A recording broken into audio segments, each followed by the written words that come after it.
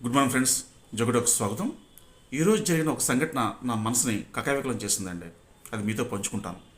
అదేంటంటే, నేను మార్నింగ్ ఒక 2 ప్యాకెట్లు టిఫిన్ తీసుకుని ఒక షాప్ దగ్గర ఆగడం జరిగింది. ఈ ఆగే క్రమంలో ఒక బక్కబల్చని వ్యక్తి రిక్షా తొక్కుంటూ వచ్చి నా దగ్గరకు వచ్చి ఆగి, బాబు నాకు బేరాలు లేవు, నాకు ఆకలేస్తుంది అని అన్నాడు.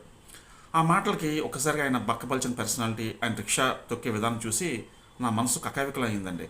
అరే రే పాపం ఇంత పెద్ద మనిషి ఆకలితో బాధపడుతున్నాడా అని చెప్పి నా దగ్గర ఉన్న ఒక ప్యాకెట్ని ఆయనకి ఇవ్వడం జరిగింది. ఈ క్రమంలో నేను ఆలోచిస్తూ ఇంటికి వస్తున్నప్పుడు నాకు వివేకానందుడి మాటలు గుర్తొచ్చాయండి. వివేకానందుడు ఏమంటాడంటే, ఒకసారి మన దేశంలో కుక్క కూడా ఆకలితో అలమటించకూడదు అని చెప్పి ఒక పుస్తకంలో నేను చదివాను. కానీ ఆయన చెప్పి 150 సంవత్సరాలు అయిన తర్వాత కూడా ఇంకా కొంతమంది వ్యక్తులు, కొంత గ్రూప్ ఆఫ్ పీపుల్ ఇంకా ఆకలితో అలమటించడం అనేది చాలా బాధాకరం అండి.